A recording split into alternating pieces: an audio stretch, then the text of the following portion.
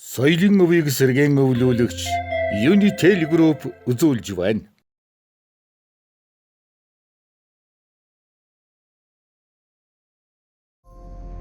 Хоридол сардаг. Энэ бол байгалийн унган дөрхөн хадгалан орших Монгол орны хамгийн үзэсгэлэнт газруудын нэг. Монгол орны ихэнх нутгаар намрын наалгар өдрүүд үргэлжилж байгаач хоридол сардгийн хөвчөд өвлийн уур амьсгал хэдийнэ орж хүүтний ирч чангарчээ. Уулархаг бүс нутгийг дайран өнгөрөх умар даас хүлээх хүйтэн уур амьсгалын нөлөөгөөр энд бусад бүс нутгуудаас харьцангуй эрт хүүтрэн. 10 дугаар сарын ихэнх гэхэд бараг л 50-аас 60 см-ийн зузаан цас оржээ. Өнгөрсөн газрын цасны зузаан бүр 2 м хүрнэ. Эргэн тойрон шинэс хушин огоор хүрээлэгдсэн тайган энэ үүлс шүргэм шох уулс тун удахгүй өвлийн нам гүнд автана.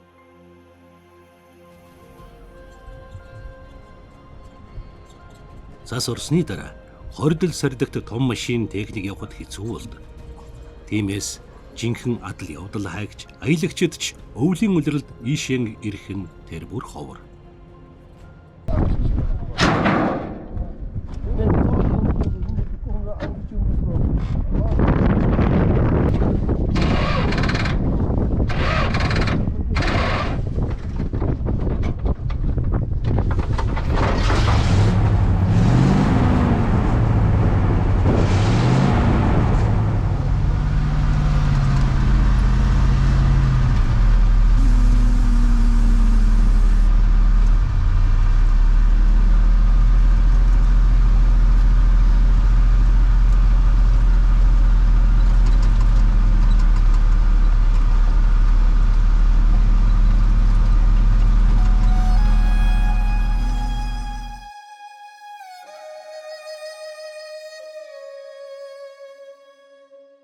Харин нутгийн малчид тэсхэм хүүтнээс өмнө хадас сондуул инхэл донхол замыг туулан өвлжөндөн амжиж хүрэх ёстой.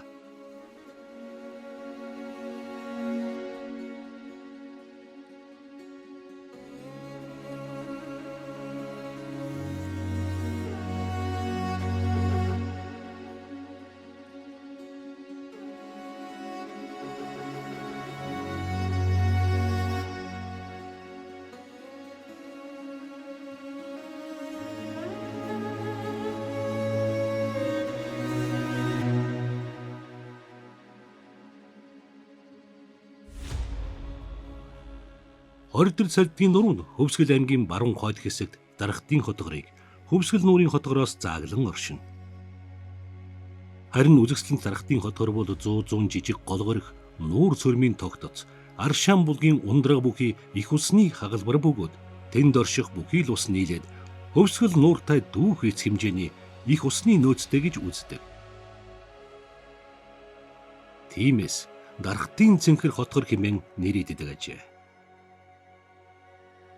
Дарахтууд одоогийн Оросын холбооны улсын бүгд найрамдах Тува улсын нутгаас 5 дугаар зууны дунд үед төргийн байлдан дагуултанд эзлэгдснээр хувь тавилан нь орон горон өөрчлөгдөж хожимоон 13 дугаар зууны Монголын эзэнт гүрний түүхэнд ойн иргэд хэмээн тэмдэглэгдсэн эртний овг аймагуудын үр удам юм.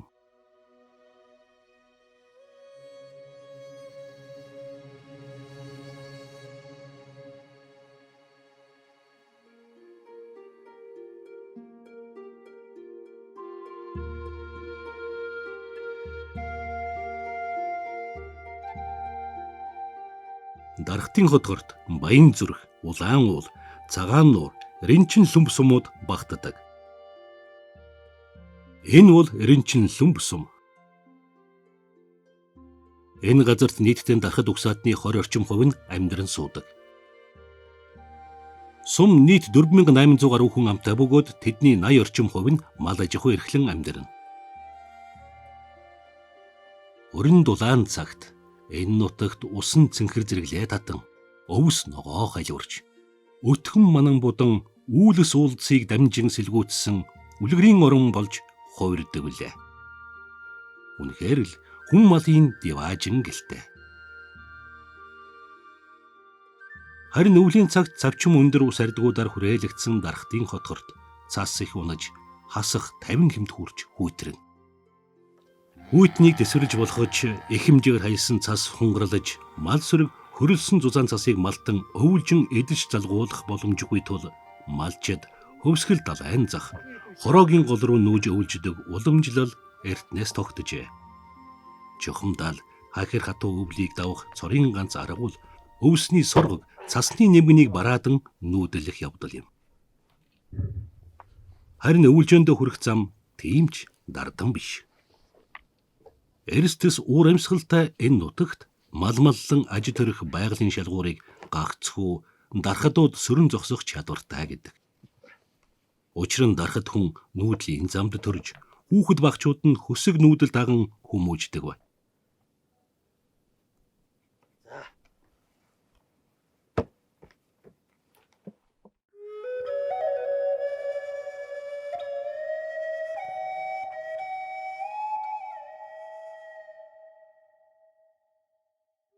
Нүүдэлчид намрын цас унахаас урдж нүүж болохч уулын зам шавар шавхаа ихтэй үед олон хоногийн аянд хүм малгүй ядарч сулдана.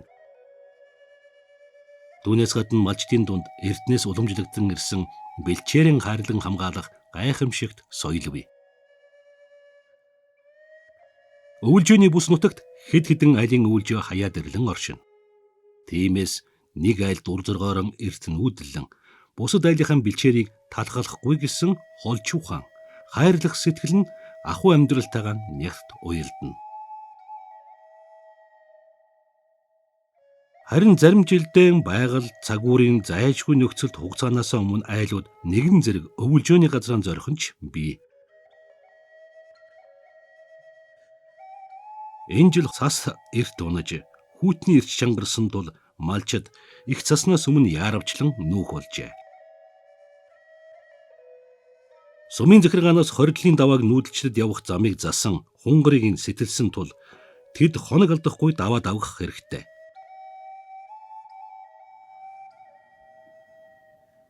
Малчид хэлэлцсэн юм шиг л шил шилийн даган нүүдэлцгээж нарийн чаргалсан замаар нүүдлийн цуваа хөвөрч аглаг өндөр уулсад эдэрмэг ирийн дуу хадаж эхнэр хүн сүрэг мадаан шингэн хоолоогоор чимээлж шилбүүрийн дуутай сүлэлдүүлэн малчин төмний уян галаг аялгуу уул хадаар нэг цуур айтаж байгаль дэлхий хүртэл уйсах цаг болжээ.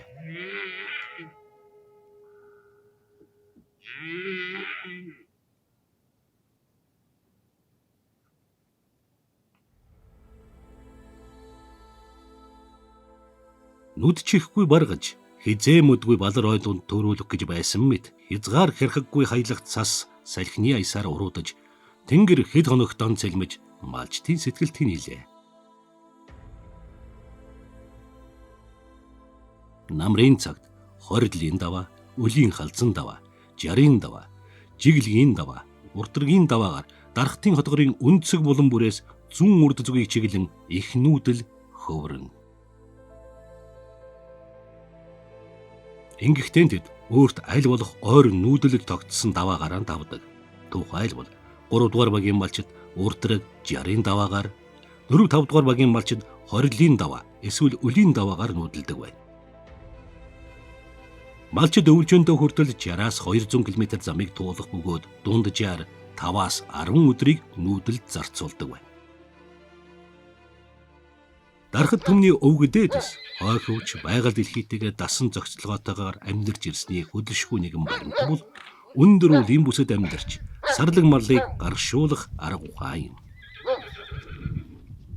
15 дугаар зууны үеэс дархадууд ойховчоос бууж тал нутагт мал маллан амьдрах болсон үеэс сарлаг малыг гаршуулан ахуй хэрэглээндээ ашиглах арга нь тэдэнтэй хамт нутагшжээ.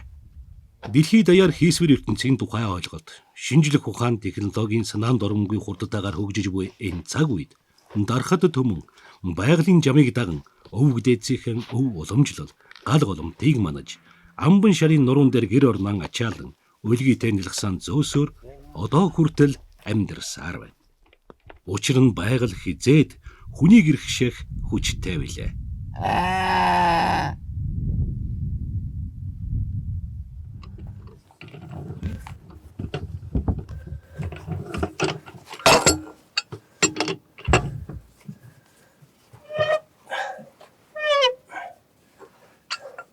Гэвч нутгийн зарим айлууд саад дотгорыг тойрон машинаар нүүх болжээ.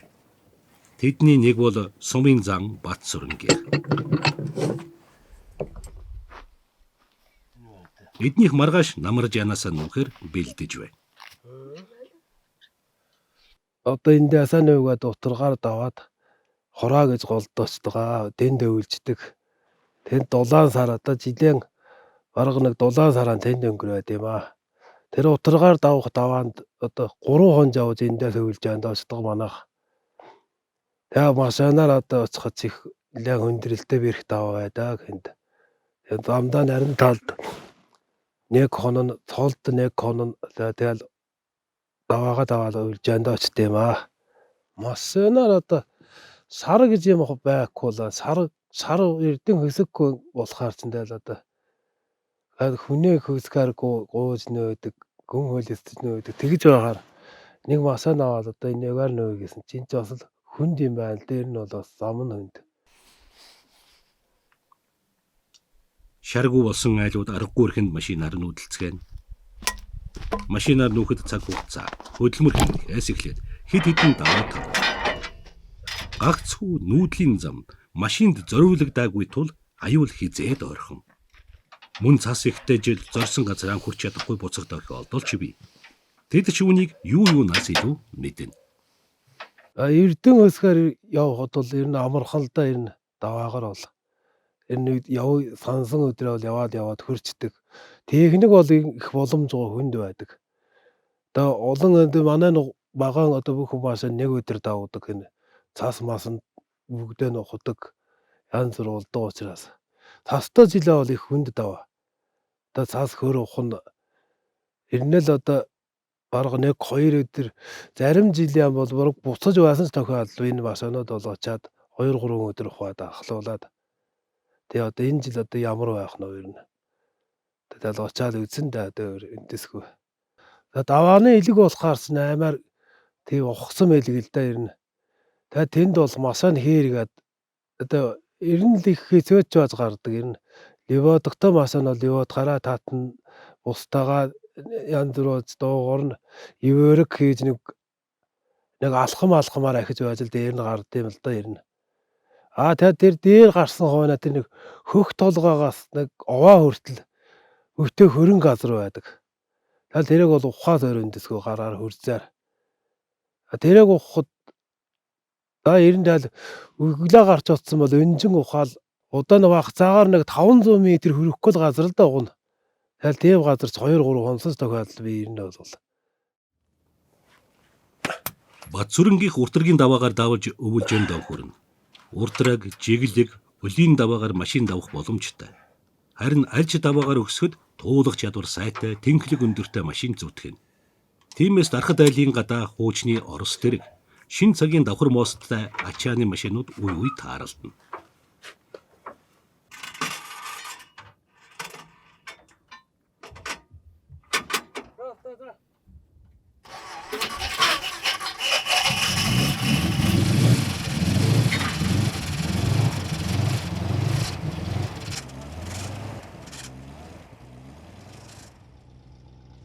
Машинаас илвэж дууслаа. Тэд нүүдлийн замд барих гэр ойр зүрийн ахуй хэрэглэнээс гадна багаар бодоход 3 сарын хүн сэргэлээг базаах ёстой. Бас өндөр уулыг давахдаа машины хүчинд таарсан ачаагаан ачна. Өвөлжөнөөс хамгийн ойрхон суурин газар бол 60 км-ийн цаана байх ханх сумын төв юм. Гэлээч малчид ханх руу ойр ойрхон очих боломжгүй тул хамгийн чухал гэсэн бүхнээ ачаална.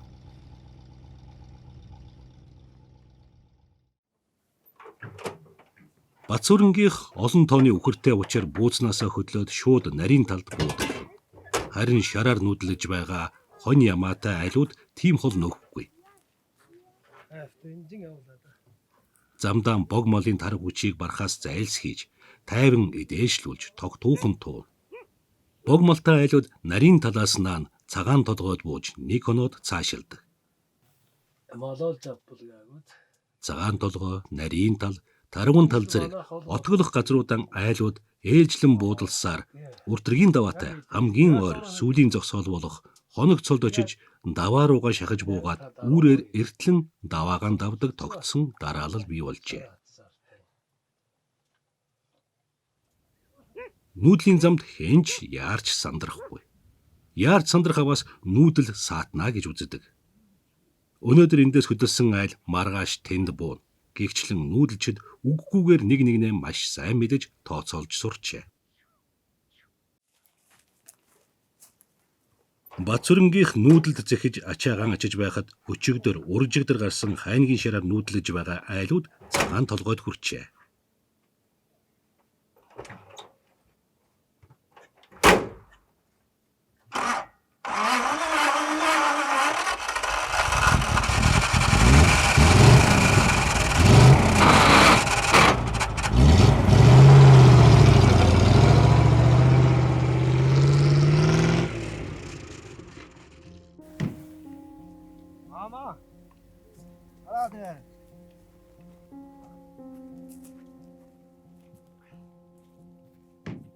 Энэ бол Ганбаяр. Тэрээр нутгийн залуугийн хамт 11 шираар нүүж байна. Ганбаярын ээж 5 настай охин хоёр айлын машинд дайгдан нарийн талд хургуулсан тул тэрээр энд их нэрийн хамт үлдсэн байна.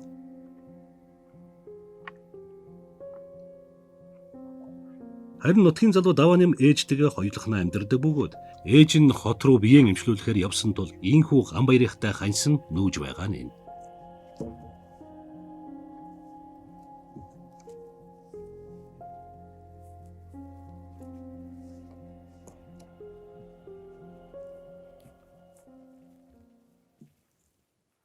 За бид нэр одоо 2 дахь өдрөө нөгөөд явж байна. Одоо Талан их гэдэг газраас нөгөөд одоо 50 орчим км газар нөгөөд явж байна да. Маа түрэн байна. Бүрэн байна. Энэ болоод багтдаг юм.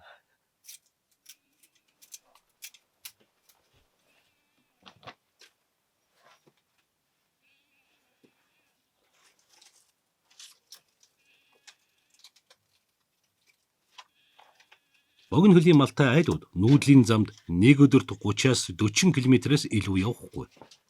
Өглөө эртлэн гарсан айлууд үд дундаг ихэд хүрх газраан очин хонь малаан эдээшлүүлж цааш явах тар хүчийг сэлбэх ёстой.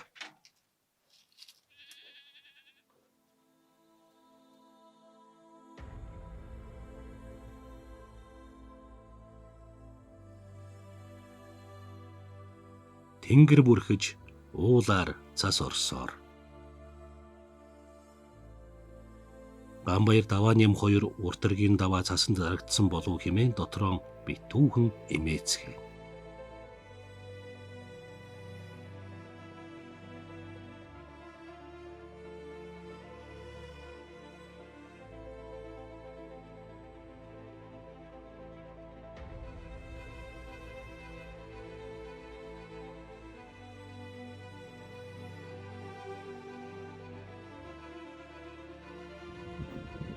Нүүдлийн айл бүхэн их цаснаас урдж газад өгөхийг ирмэлцэх нь гарцаагүй.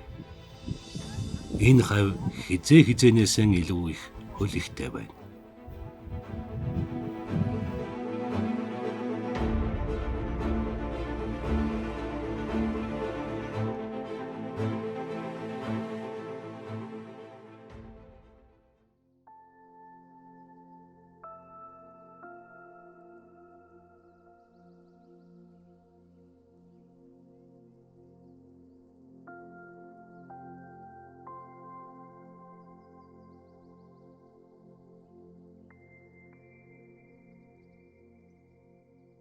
Шөндөөн хасах 14 хэм хурж хүүтрээд үүрээр цас хаяж эхэллээ. Энэ зур тэнгэр нэг цэлмэж, нэг харан хуйлаж хідэн янзаар ааш ханхувиргана. Гэсэн ч нүүдэл цаг алдах ёсгүй.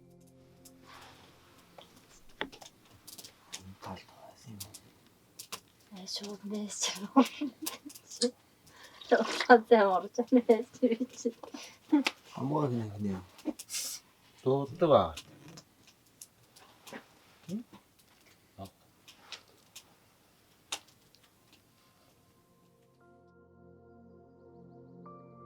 Малчдын хийж буй үйлдэл бүр малаан хайрлах сэтгэлийн илрэл байдаг. Ганбаярих шөндөө шараас ойж сул модноос үйжээ. Шардан уяхтан үхлөөт мод ургаа хаднаас тэр бүр уяхгүй. Ургаа мод чулуунаас уйсан байхад шар гинэт үрэг гэж цоцсноос болож хамраан авдаг. Үүнээс үүдэн хөдлөхөд чангаадаг хатуу хамартай болох буруу ааш зан сурах талтай. Тэгээд ч хамраан сэтгүүлсэн шарыг хөдөлгөөнд дахин ашиглахад бэрх байдаг. Учир нь шар хамартан хүрэхэд хамгийн номхон байдаг.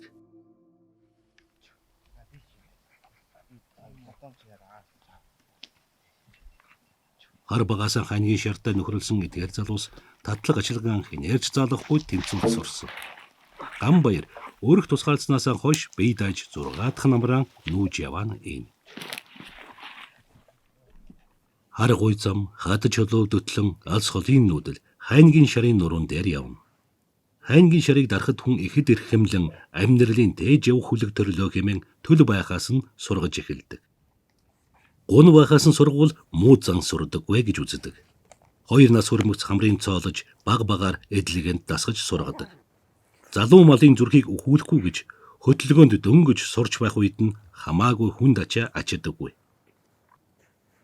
Жигдэрт сураагүй мал мод чулуунд ачаагаан хэмхлэх, бүр нуруугаа чуглах гэмтэй.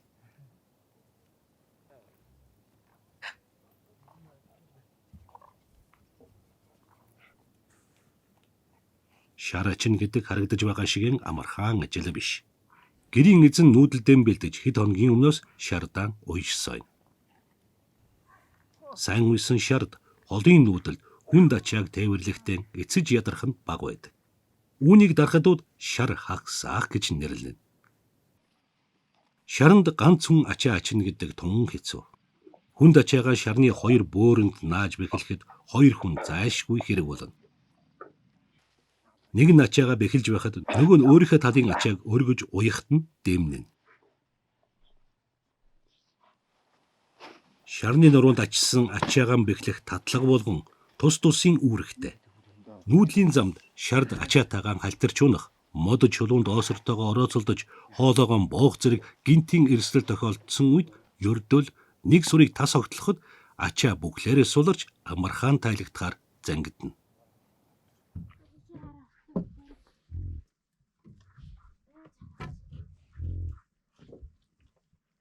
Нүүдлийн үед хоноглох газраа хоолцоо ам бэлдэх, усанд явхаас өгсүүлээд эмэгтэй хүний ажил ар араасаа ундрна. Ган жаргал нүүдэл хөдөлгөөс өмнө үнээгээ саахаар өглөө эртлэн бослоо. Намар үнэний сүү татрахч зуныхаасаа илүү өтгөрдөг. Нүүдлийн замд эхнэр хүн энмэт ахуйн ажлан элбэлцгийн хажуугаар хонь малаан дууж үүрийн 5 жингээс үдшийн бүрийг хүртэл борь бокс хийхгүй хөдлөнө.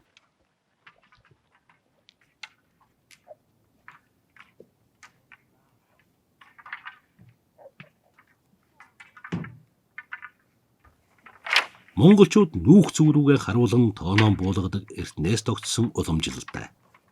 Энэ нь нүүх гэж байгаагаан уул усандаа урдаас мэдэгдэж, аян замдаа саадгүй хөрхийг бэлэгддэг.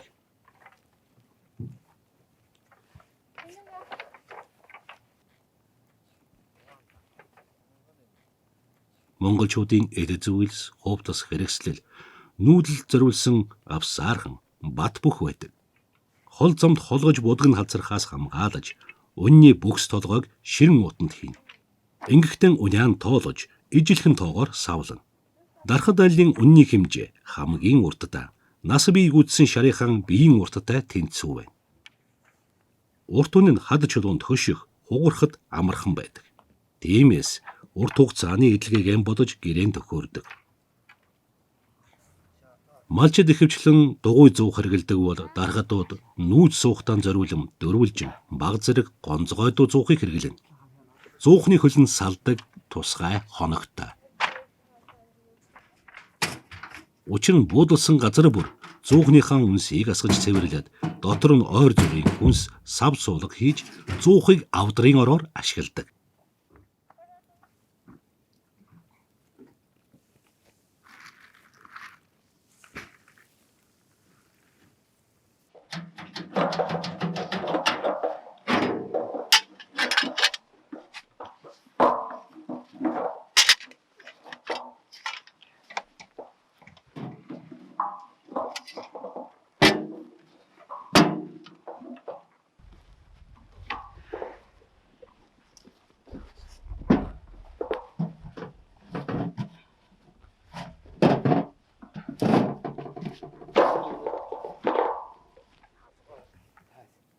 Бас дархадууд ганц хүн өргөж дийлэхээр жижигхэн авдартай. Авдрандаа хамгийн үнэтэй нарийн нандин зүйлэн агуулна. Авдар сав гэрийн модон олон жил нүүдэлд жигдэрсэн сурмаг шарандан ачина. Номхон шард ачааны зайгаан зөнгөөрөө мэдэрч сурдаг тул чөлөө зайгүй модны хооронд тэр бүр зүтгээд байдаггүй. Балар ширэнг хажинг газраар тэр бүр явахгүй тойрч гарна. Мөн хөхүүл шавар цас мөс туулах чадварч сайн суусан байдаг. Ийм шардад хамгийн хэврэг нандин зүйлэн ачаалгаас гадна хүүхдийнхээ тээж явах бөөв, настай хүнийг авч явах сүүхэн ачаалдаг. Нүүдлийн замд юу ч тохиолдсон сурмаг, дадамгай шарууд өвөлжөндөн аюулгүй хүрэх чадвартай. Эрчүүд нь өглөө мордон эмээлэх, шөнө аргамжих гэд ажил ихтэй. Тэдний хөдөлгөөний хэд хэдэн морьтой гарчээ.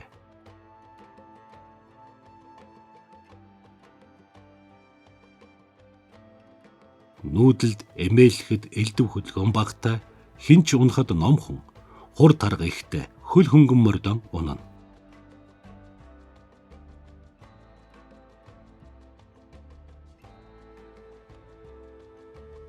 Нүүдэл хөдлөхөд бэлэн боллоо.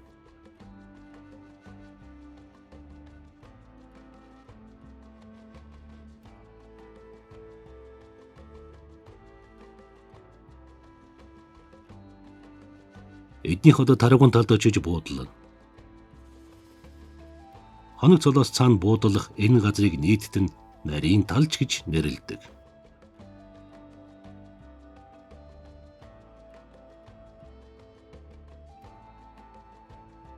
Энэ газар нүүдлийн үед буудалсан бусад буудсыг бодоход хараа бэлчээх тал хөндөй, мал сүрэг таавааран дээшлэх тавиухан газартай. Нарийн талд түр саатах айлууд сумаасаа загсан хоол хүнс, параметрал, бензин түлшин хүлээнген ойр зүрийн бэлтгэл ажиллаан базаагаад цааш хөдөлдөг. Айлуудын захиасыг хүргэж ирсэн машинууд сумын төв рүү буцах үед нь хүүхдүүдэд сургуульд нь хүргэж өгөхөөр хамт явуулна. Тэд хүүхдүүдтэйгээ шинэ жилээр хүйдний ирж сулрахгүй бол цагаан сар хүртэл уулзахгүй. Уртрагийн давааг машинаар давах айлууд энд нэгнээ хүлээж цуглараад нэгэн зэрэг даваа өд зүтгэн.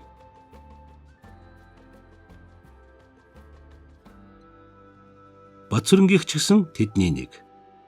Батсүрэн баг хүү мөнгө сайхны хамт машинаа унаж ирсэн бол эхнэр нямживн том хүүгийнхэн хамт үхрэн туусаар шүн хагслан ирлээ. Замд тэдний үхрээс зарим нь тасарч хоцорчээ.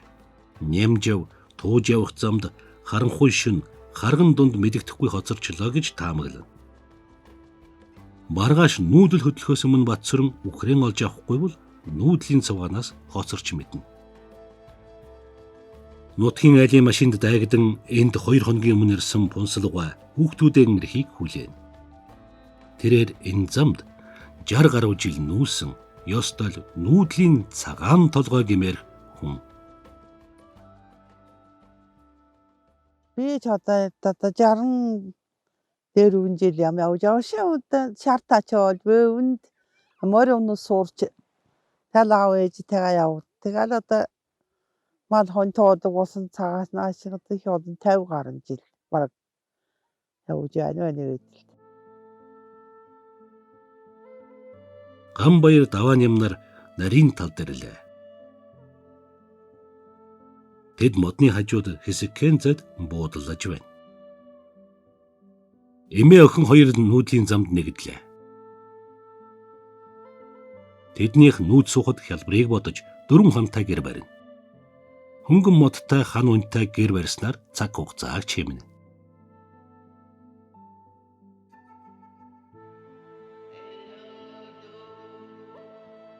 Ээж нь эрчүүттэй элбэлцэж гэрээ барих зуур ган жаргал модон дунд байх нарийнхан харз руу усанд явна.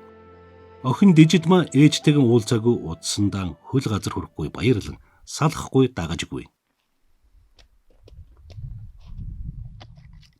Хорвоо ертөнцтэй танилцаж хангаа дэлхийг харан баясах бяцхан охин хатуу хүтв биеэр туулаж хэр баргийн зүйлд шантрахгүй хат суух нүүдэлчдийн тэсвэр хатуужлыг одооноос суралцаж эхэлж байгаа нь энэ. Хуруугаар харигдахаас эхлүүлээд хүүтэн усанд явхад тийм ч хялбар ажил биш. Харцны ус дээгүүрээ хадаалжээ. Харин гол хөлдсөн үед бол цас хайлуулж цайж хяндаг. Дархадууд дараа дараагийнхаа нүүж ирэх айлуудад зориулж гонсон бууцан дээр түлээ хагалж үлдээдэг гайхамшигтай соёлтой ард түмэн. Учир нь дараагийн аль хүүтэн шуурхтай хүнд хэцүү ямар ч цаг үед ирсэн галаан түлэх бэлэн түлээтэй байна гэдэг маш их ач тус. Бие биендээ илэгтэй хандах энэ халуун сэтгэлийг тэд өвөг дээдсээс ухаан өдийг хүрчээ. Гэрэн барьж дуусныхаа дараа нүүдлийнхаа ядаргааг тайлж халуун цай оочиж духныхаа хөлсийг бүр зайлхан суух нь малчин хүний жаргал. Одоо тэд цайлж дуусаад хонь малаан тогтоож сайн эдүүлж байгаад эндэн хоноглоно. Харин маргааш өглөө хоног цол руу эртхэн нүүдэл хөдлөх ёстой. Бацүрэнгийгч ажин түжин. Таштахан гал мордоод очгож чинь хаана. Тэр дөрөв загтлаа.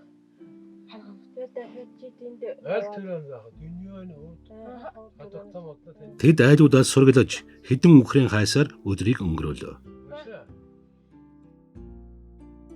Нүүдлийн замаа мэдэх үхэр мал сүргээсээ тасарч төрүүлж өвөлжөнд хүрэх тохиолдол байх ч тэдний бэрүү шүдлэн ихтэй үхэр дутсан тул ойрхон харган модны балдар руу орчихлаа гэж бодон тэр хаваасаа холдохгүй хайн.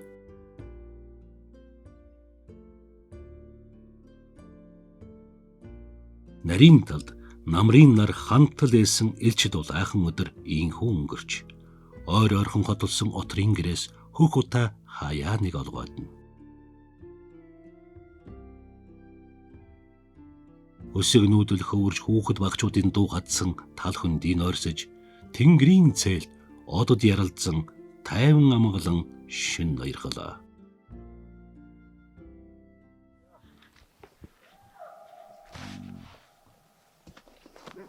Гамбаяр давааным хоёр үүр тэмтрэгтэй уралдан шардаан ачаалж эхэллээ.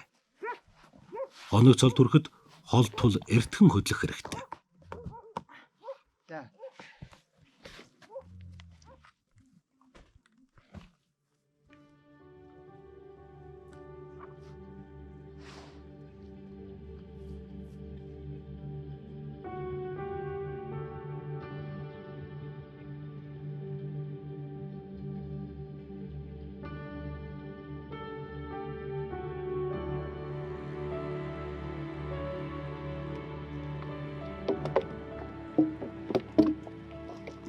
Бацүрэн дутуу үхрээ зүсээр нь үгүүлсэн хэдий ч яг хэдэн үхэр дутсныг нэг бүрчлэн бүрдэхээр тоолж байна.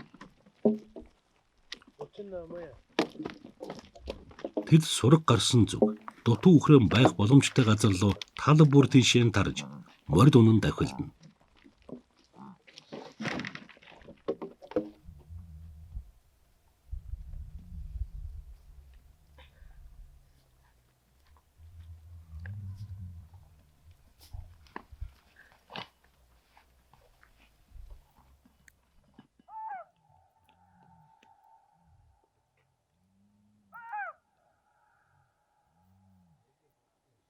Энэ зур Гамбаярих хөдөллөө.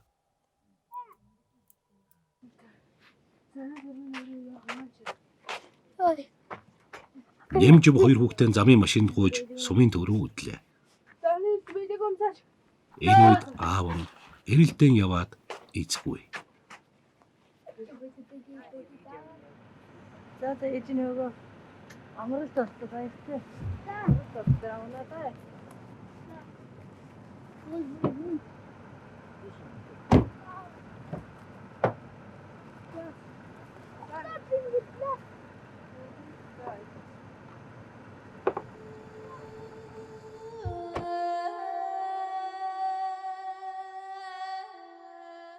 Гамбаярих хоног цолд харанхуйтай уралдаж ирсэн бол Бацүрэнгийнх нарийн талд дахин саадах боллоо. Хоног цол хэмээх газар хоёр том уулын хавцалд оршдог тул нарны туяа зурвасхан тусаад өнгөрдөг хүйтэн газар. Хоног цолын ургамал тачир, амт шимт муутай тул малчид малын хэвтэр үл алтан химэн нэгээс илүү хондгүй байна. Эхний нүүдлийн цуваа уртрагийн давааг даван отоход дараагийн хотел хормоод нэрж хоноглоно.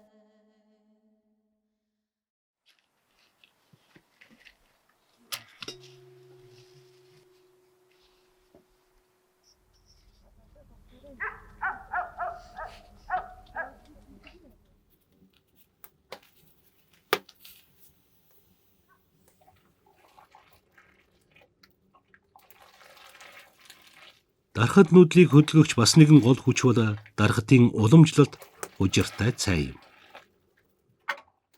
Эренчин лөмб сумын нутагт байх төхийн хужир бол ходоод эзний өвчнийг ангаах, дархлааг дэмжидгээрэн алдартай. Тиймээс дархад хүн нүүдлийн замд хужиртай цайгаан уувал өлсөх дарахын зовлон мэдэхгүй гэдэг. Хужиртай цай бага зэргийн цэхэр өнгөтэй болдог.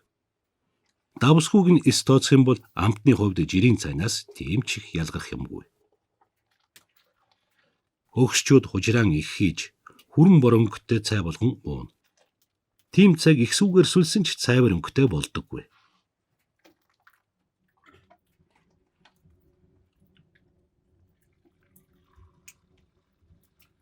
За, чхоо. За, чхоо.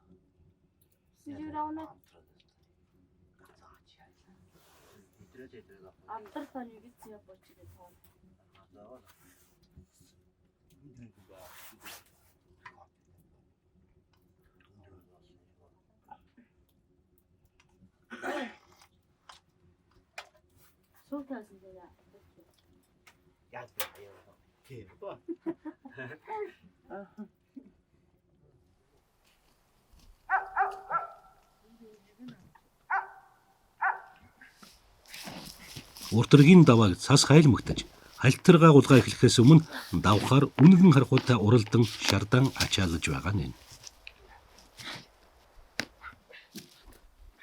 Үүрээр цан хүрэг цогж, хүүтний ирч өдөр эрх тузам чангарч байхад залуус дан дээлтэй хүүтнийг үл ажирна.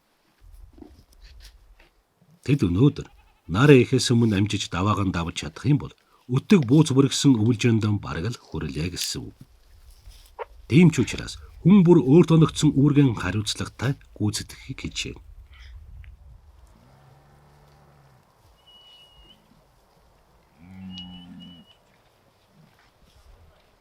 Шорны хөмөлдрөг, хуудраг, янкирцэг хүртэл тус тусын үүрэгтэй. Янкирцэг, тогшин, шарын биеийн онцлог тохирсон байх ёстой. Хавтас ойр янкирцгийг гун, хүч нэмгэн шардан тохно. Тогшны зузаан нэмгэнийг тааруулахад малчтаас гэр хай ухаан урд уй ихээхэн шаардна. Янхирцэг нь шарны нурууг холохоос хамгаалах, ачааг нуруунд жигд тэнцвүүлэх чухал үүрэгтэй. Зузаан гуяран татсан энэ осрыг худраг гэж нэрлэнэ. Ингэхдээ шарны мах ширийг холохоос хамгаалж, зузаан давуугаар биеийнх нь хамгийн их үрэгддэг хэсэгт жирэг хийж ороодог. Худраг нь уулын их зуруу гэдрэг суухад тун чухал. Бас ачааг таригдахаас сэргийлнэ.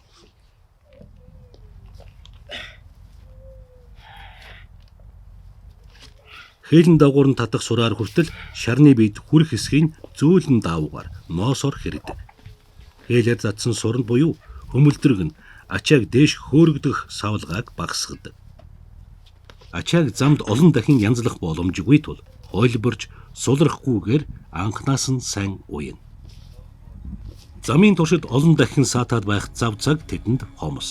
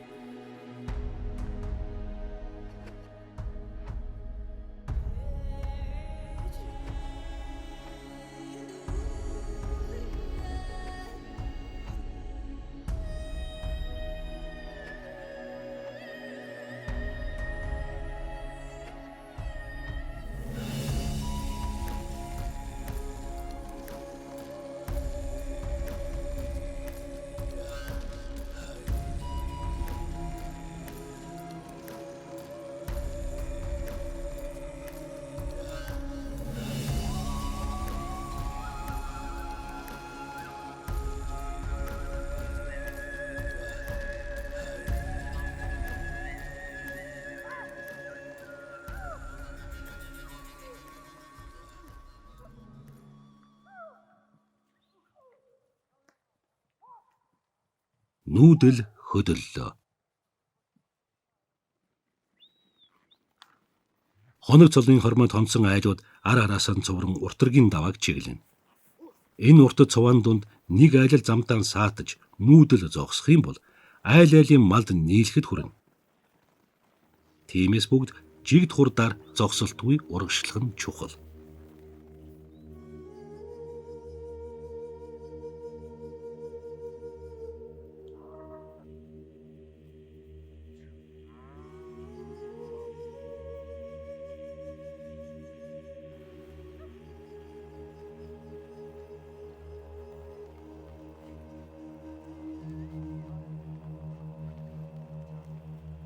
Нүүдлийн үед малчид бүл муутай, мал ихтэй айлтай, бартаатай замаар явахад нь туслаад эргэж өөрийнхөө нүүдэлд ирж нийлнэ. Энэ маягаар өөрийн болон бусдын тусыг бүтээж явах нь нүүдэлчин малчдын амьдралын хамгийн чухал арга ухаан юм.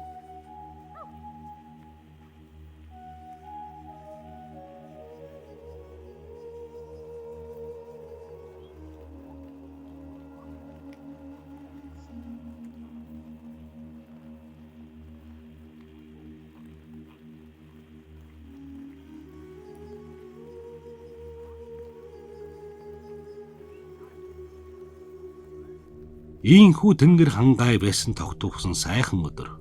Уртаас урт нүүдэл хөөрсөөр уртаргийн даваагаар тэд саадгүй давлаа. Уулаараа цас орж даваа гүвэ хаагдах вэ гэж хин хүнгүй сэтгэл төвшиж байсан цаг саяхан.